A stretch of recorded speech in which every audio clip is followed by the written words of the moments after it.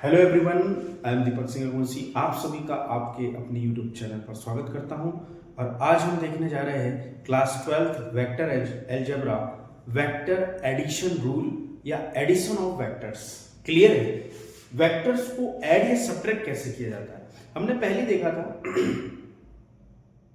कि वेक्टर की डेफिनेशन में ओनली मैग्नीट्यूड और डायरेक्शन इन्वॉल्व करना ये सफिशिएंट नहीं है।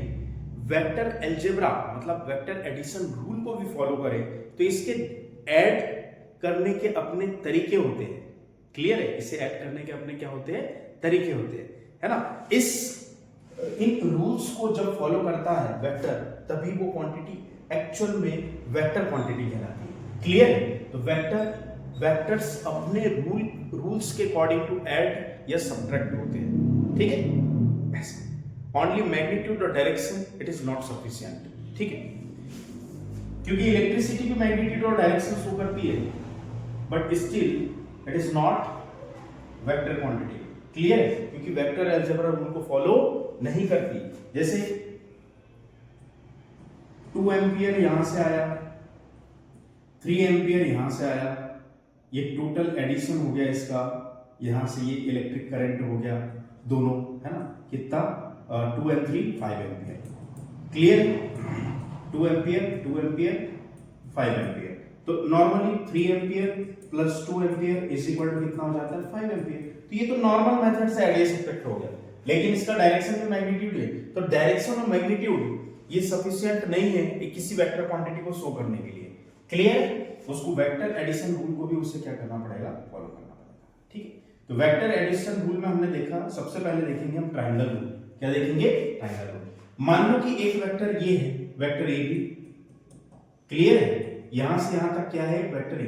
Triangle rule of vector addition, A B एक वेक्टर है, वेक्टर ए से रिप्रेजेंट किया गया है, बी सी एक वेक्टर है जिसको वेक्टर बी से रिप्रेजेंट किया गया है। क्लियर है? ए टू बी और बी टू सी।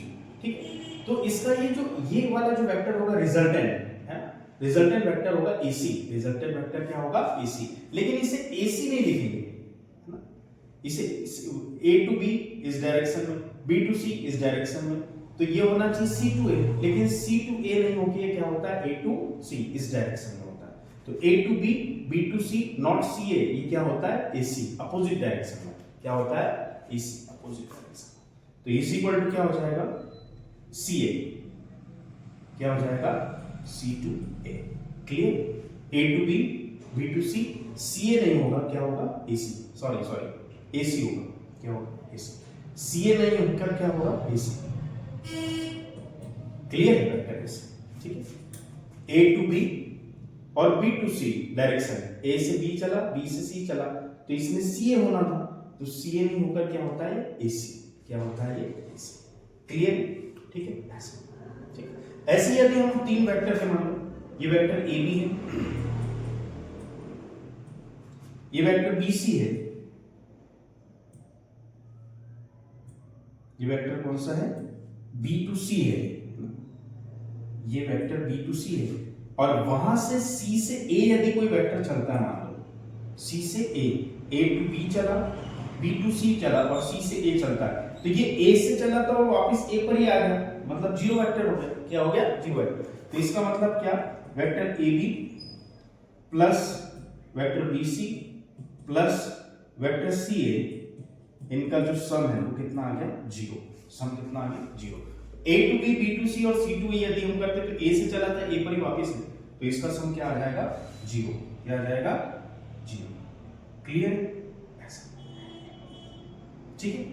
ये बात आपको आई होप समझ में आ गई होगी। या हम इसे ऐसा भी लिख सकते हैं, यदि इसे वेक्टर आर से रिप्रेजेंट करें, रिजल्टेंट क्या है? ये रिजल्टेंट। तो वेक्टर ए बी को वेक्टर ए से रिप्रेजेंट किया है स्मॉल से, बी सी को वेक्टर बी से रिप्रेजेंट किया है, और ए सी को रिजल्टेंट आर से रिप्रेजेंट किया है। क्लियर है? तो आई होप आपको ट्रायंगल रूल समझ में आ गया होगा।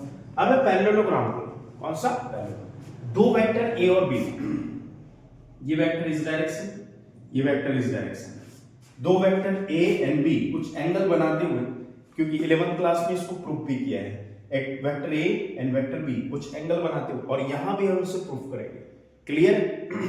लेकिन अभी सिर्फ हमें समझना है वेक्टर ए और वेक्टर बी, दो वेक्टर है, इस दो वेक्टर कुछ एंगल बनाते हुए, है ना, कुछ एंगल बनाते हुए, एक इस डायरेक्शन में, इस डायरेक्शन में, तो यही का यही वेक्टर एक यहाँ पर हम लेते हैं, तो इसके पैरेलल होगा, पैरेलल वेक्टर, यही का यही वेक्टर हम यहाँ लेते हैं, पैरेलल वेक्टर होगा, ठीक है।